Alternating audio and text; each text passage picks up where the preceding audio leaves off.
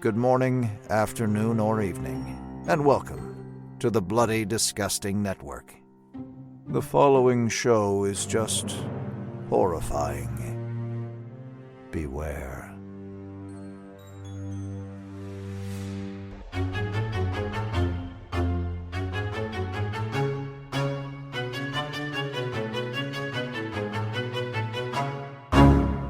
We're gonna carry on and plan the sequel, because let's face it, baby, these days, you gotta have a sequel.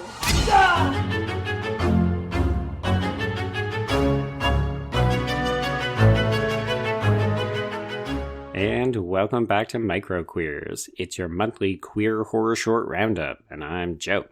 And I'm Trace, and we are discussing Rob Savage's Dawn of the Deaf. And that title is probably, honestly, when you finish the short, it makes a lot of sense. Yeah, it's a bit of a dead giveaway, isn't it? It is, but oh man, did I love this short. Yeah, there's something to be said for very slickly well-funded shorts because they do tend to stand out in comparison to some of the other ones that we've covered. But maybe before we talk about how technically great this short is, we'll just quickly cover the premise. So folks, if you have not watched Dawn of the Deaf, the premise is when a strange sound wipes out the hearing population, a small group of deaf people must band together to survive. And spoilers, that is not what this short is about. Yeah. This short is a proof of concept for what that premise is, because this is 1 hour before this catastrophic event more or less turns all hearing people into zombies. And we're getting slice of life vignettes from 4 different deaf people leading up to the catastrophe. Yes, I'm actually really angry that I read that plot synopsis, that log line, before I saw the short, because it primed me to expect something. And so when the short ended, I was like, no, I want more, keep going! Yeah, this is the cold open to a zombie film. And then it ends. And, you know, Rob Savage is very much on the record as saying, I plan to use this as my proof of concept. I plan to make this a feature. Newsflash, he has not and likely will not, because, of course, he's off making other found footage / screen life films. So I think the time for this has passed, sadly, and this is likely all we're going to get. Yes, and everyone, of course, if you didn't recognize Rob Savage's name, he is the director of the movie Host, the Zoom call horror movie that really took the world by storm at the beginning of the pandemic. Mm-hmm. And then, of course, recently Dashcam, which came out in June, which is his follow-up. Yes, Yes, that movie. Controversial, yeah. We're going to skip past that. Yeah. But let's talk about this, because, this, I don't know what the budget was for this, but, I mean, they're, like, clearing out streets and shit. This, on a purely, like, technical level, is fantastic. And actually does some things that I haven't seen before, specifically, and I'm sure you're going to know what I'm saying, is the use of subtitles in that rotating camera scene. Mm-hmm. Yeah, there's a standout scene that takes place in an incredibly busy London underpass, like it's a subway entrance, and to me, it's on par with the opening of 28 Days Later. Interesting. And see, my mind was actually going towards Snyder's Dawn of the Dead, but yours is actually going to be more accurate because it's a bit more subdued than that Snyder scene. Well, they're also both set in London, so I think it lends itself a little bit more naturally because it's set in the same exact area. Yeah, exactly. And so let's talk about our 4 characters, right? We have one queer girl who is struggling with public displays of affection with her girlfriend. We have a man who is accepting an award and using his what does he say, quote unquote real voice to talk to everyone. Mm-hmm. We have a upsetting story about a girl who is being molested by her stepfather. Yep. And then we have these kind of like, iPhone footage of these guys that are just harassing deaf girls, which, Joe, was really giving me the Quiet flashbacks. Oh, yeah. Yeah, I think it's interesting because it's providing different experiences of what living with deafness is like, you know. In some cases, it's just struggling to make a relationship work. You know, there's nothing particularly revelatory about a deaf experience with the 2 women who are having this affair. And then, of course, we have something really horrendous where it's like, I'm just trying to walk down the street and I'm being pranked by a couple of assholes who think that it's really funny that I can't hear them coming up behind me. Yeah, that's something, and even back in that episode of The Quiet, where I'm just like, I have never witnessed people making fun of deaf people in front of me, and so I'm not saying it doesn't happen, but it's one of those things where I'm like, why? Why are you doing this? Ugh. Because of otherness, Trace. I mean, Yep. people Oh, are no, assholes to anybody who's not like them. I know that was more of a... Yeah. I know that was more of a rhetorical question, but... No, I got it. But yeah, so, I don't know. Go ahead, Joe. What are your thoughts on this? Okay, so maybe let's talk about some of these technical details, because I think at the end of the day, the actual production is maybe the most successful aspect of the short. Like, the stories themselves are well acted, they are interesting, but they're also quite brief because we're dividing our time between 4 stories, and this short is under 12 minutes. So Yeah. here's some interesting details, Trace. So we speculated about the cost. This short cost £7,000, and it was shot over 5 days with more than 500 extras. Jesus Christ.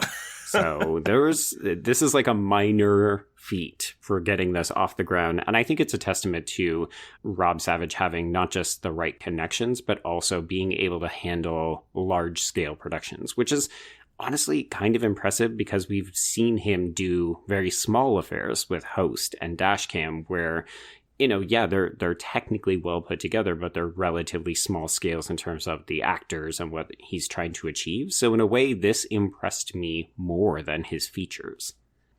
I am inclined to agree, right? And like, you and I are both on record as loving Host, and everyone go listen to our Patreon episode on that if you haven't heard it. Mm-hmm. But it's also like I don't want to say it's something that's been done before, but like we have seen screen life before, and like we have seen deafness captured on film before. I mean, hell, the Best Picture winner at the Academy Awards this year was a deaf film. Yeah. But there's just something, I mean, again, this is 2016? There's something that feels particularly innovative about this. Now, moving into, I guess, modern sensibilities, do you know if they use deaf actors for these roles? Yeah, so interestingly enough, because traditionally if you're going to depict any kind of disability, we've also talked about this a couple of times on the Patreon, specifically in our conversation around A Quiet Place 2. Right. If you're going to tell stories about the deaf community, they would like to be involved, shockingly enough, right?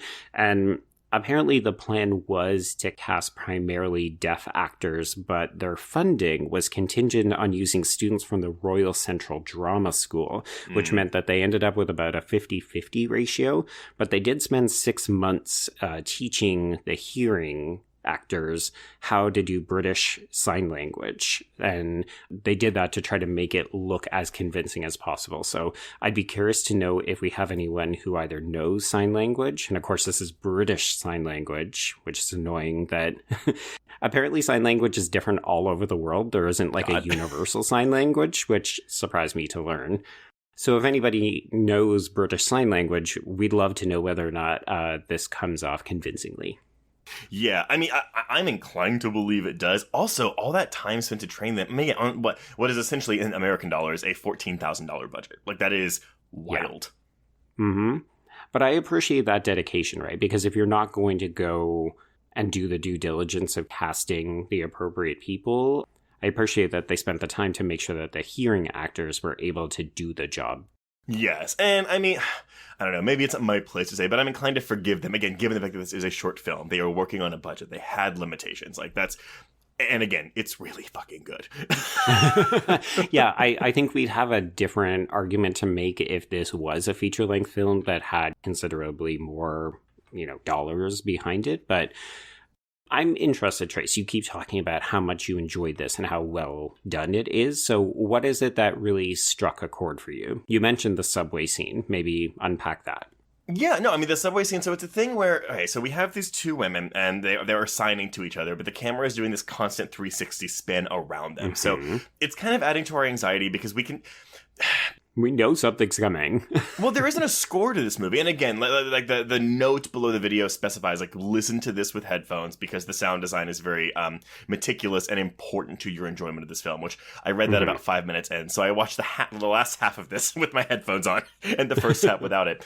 But yeah, we should note that it was done by sound designer mixer Callum Sample. And apparently the first half of the short it's simulating the experience of being a deaf person, and then it switches into more conventional sound design in the back half, but it has there's an emphasis on bass so that deaf audiences could still get a sense of like the danger and the tension and that kind of stuff, which I thought was really interesting. Very, very interesting. But yeah, so during this 360-degree spin, again, so they are signing. So basically, as these subtitles appear, the only words that we see on screen, because it gets hidden behind the actresses on screen, but it's basically whatever sign language they are using that we can see during whatever like part of the spin we're on, that's the words we're seeing in the subtitles. And I'm not doing a really good job of explaining this. You really need to see this to understand what I'm describing. But I was just like, I don't know if this has been done before. Maybe it has. I mean, I can't say, but I just thought that was really, really, really neat. And again, we're not getting the whole conversation, but we are getting enough to understand what they are fighting about. Yeah. As much as I appreciated the other stories, none of them captured me in the same way as this particular sequence. And you're right, I think there's something novel about it. I think visually it's really arresting, and yet it's so easy to understand exactly what they're saying just from the cut off captions, as well as their facial expressions and the way that they're signing. Like, it's so dynamic and really engaging. And then it ends when they have this very public display of affection, and then we get the pullout to reveal they're surrounded by dead people. Yeah. So, okay, what are your thoughts on the girl who is being molested by her stepfather? Because I feel like, again, in a feature film version of this, that would kind of be her arc, right? Like, he's a zombie running around, so it has to culminate with her killing him. I feel like that's where we would go with this. Did it feel gratuitous to you in this short? Because we do get a scene of him beginning to molest her. Yeah, it's very menacing. I felt like it was done reasonably well. I was trying to figure out whether or not he was just possessive of her, because there's a moment where she asks the mom if she can go with her when she leaves to go to the store or run errands or something, and the dad doesn't convey that, and it's made clear that the mom does not sign, so she doesn't understand the daughter. And in a feature-length version of this, we'd have a better understanding maybe of why the mom doesn't sign, if this was a recent injury that had caused her deafness or something like that. But I was trying to figure out, okay, so the dad just lied or didn't do this. Is he trying to protect her, or, yeah, because we get that kiss later. Well, yeah, but even like, you know, when he's talking to her about the rhythm, like he's trying to mimic the sounds of the music that she's listening to. I was trying to figure out whether there was a nefariousness to the way that he was touching her. And as soon as he started to touch her back, I thought, okay, now I know what this is. Well, and that's the thing. So I feel like, so as much as I love this as a potential cold open to a feature-length film, I think, well... Oh, actually, no, because we lose one of these people immediately, like at the end of this, when the title card pops up. Yes. I actually think this would work better if you stretch this to the first act of the film. So we actually have 4 characters that we are following for, let's say, 30 minutes, maybe 20, to flesh out, because to give more insight into their lives before the zombie apocalypse happens. And unfortunately, one of these people will die when the title card hits at the end of the first act. I think it's a really good way to do it. Like, you know, it's like your Psycho thing, right? Like, you're setting them all up as your protagonist, but we're going to kill one of them off, quote unquote, right away. Yeah, I'll confess, I definitely understand where you're coming from, where the short just ends right on the cusp of the beginning of this apocalypse. And you think, ooh, I want to know more. But I'll confess, we've talked so often about zombie apocalypses, and of course we covered 28 Weeks Later just a couple of months ago for our Patreon audio commentary. I think it would be novel to watch deaf protagonists have to band together and figure out how to survive, but also when the short ended, I thought, oh, okay, zombies, I guess, fine. You know it's coming to that because of the title, right? It's a play on Dawn of the Dead and so on. Yeah. But I guess I just found like the zombies were the least interesting thing about this short. So I kind of appreciated that it just ended with that. I agree. I mean, you know me, I am also not a huge zombie fan, but we also discussed Midnight earlier this year, which like finds fun ways to deal with like the stalking, like women in peril subgenre. So I don't care for zombie movies that much because, yes, I do think that they are kind of old hat. I think we've seen a lot. It's just a lot of the same shit for me. So while it may be crass to be like, oh yeah, let's add like a death thing into the mix to be like, to change it up, that actually will cause these filmmakers to have to find creative ways to play with sound, to play with suspenseful set pieces. Again, think of that scene in Midnight when she is trying to get out of the parking garage and she's jamming on that the door handle that's squeaking so loud, alerting the killer to her presence. Stuff like that in a zombie apocalypse. Yeah, now that you're unpacking it and elaborating on it and pushing back gently, yeah, if we're thinking about a mixture of the visual direction of Midnight with the kind of sound design of A Quiet Place, I definitely could see the possibilities. And you're right, it would force filmmakers to up their game and do something innovative and different, because it's like, okay, well, you also now have to really work harder to not just make it convincing, but also you're going to have to cast fresh people. And that would be exciting. Well, and again, I'm not saying that if we get a feature film version of this, it'll be another Midnight, because as everyone knows, we loved Midnight. But again, you tell me, oh, it's a zombie film. I'm like, okay. But you say, oh, it's a zombie film with an entirely deaf cast of characters. I'm like, oh. Right. Suddenly you've got my attention. Yeah. So again, basically, do I think it will be good? I don't know. Maybe not. Maybe so. But am I more inclined to be like, oh, I'm intrigued by this? Absolutely. Yeah. We've seen representation from the disability community increasing incrementally, not quite fast enough, and it can still be done poorly. But yeah, I think if nothing else, we've seen some really intriguing stories come out of the last couple of years, and I would love to see that continue, especially if it starts to get us different ideas or different takes on the same kind of familiar stories that we've frankly grown bored with. Well, also, too, because when you think about it, again, Romero's Dawn of the Dead has that social commentary with consumerism. The film's title is Dawn of the Deaf, not Dawn of the Dead, which obviously I know why it's not Dawn of the Dead, but this is the deaf uprising of sorts, if you will. The deaf inherit the earth, yes. But you can have, the social commentary, look, they are heard more by zombies than they were by the living. So I think that's an interesting avenue you could take with this. But I also think that the reason it hasn't been made into a feature is because I just think that, as you said, we want to cast a lot of actors with disabilities that are deaf in this. And I don't know, is it an insurance thing? Is it a convenience thing? Is it a money thing? Training thing? I don't know. There's probably a lot of factors where a studio's like, that's too much trouble than what it's worth or something.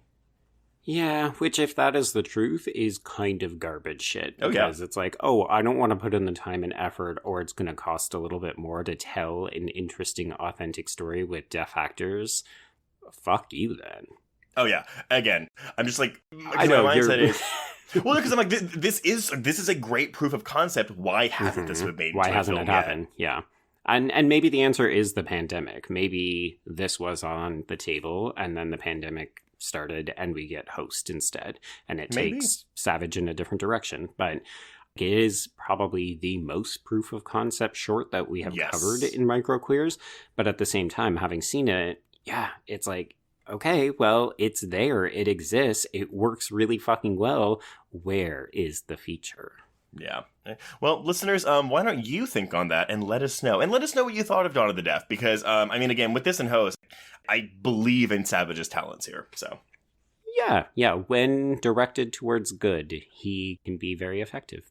Agreed. I will stick with that and leave it there. So until our next month, everyone, I think we could cross out Dawn of the Deaf. Indeed. And cross out Microqueers.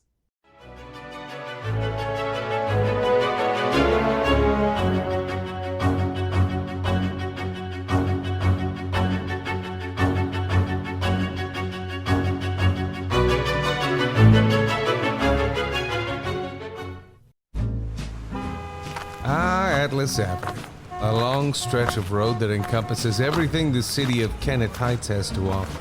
Neon lights, traffic, crime, the hustle and bustle of everyday life, and the craziest of characters. My office was above it all. My name is James Locke, and I'm a PI. Hello, Mr. J. How the hell you doing today? Good, Edith. Nearly every year I have a new case. New people to meet, new clues to discover, and new problems to solve. But I do it the old-fashioned way. No technology. Nothing post-1950.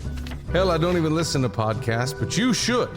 Atlas Avenue Beat is a spoof of the film noir genre with goofy characters, tons of wordplay, and non-stop raunchy humor. There's also 3 whole seasons out right now with more on the way. Just search for Atlas Avenue Beat wherever you listen to podcasts or visit us online at bloody.fm. It was late in the afternoon when the professor and I took our way towards the east, whence I knew Jonathan was coming. Jonathan Harker has asked me to note this, as he says he is hardly equal to the task, and he wants an exact record kept. Dear Madam Mina, I have read your husband's so wonderful diary. Strange and terrible as it is true.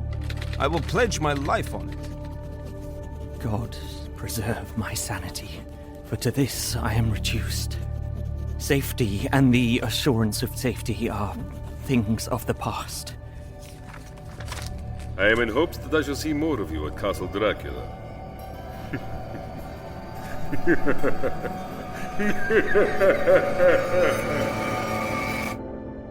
Listen to Regarding Dracula wherever you listen to podcasts, or find us online at bloody.fm.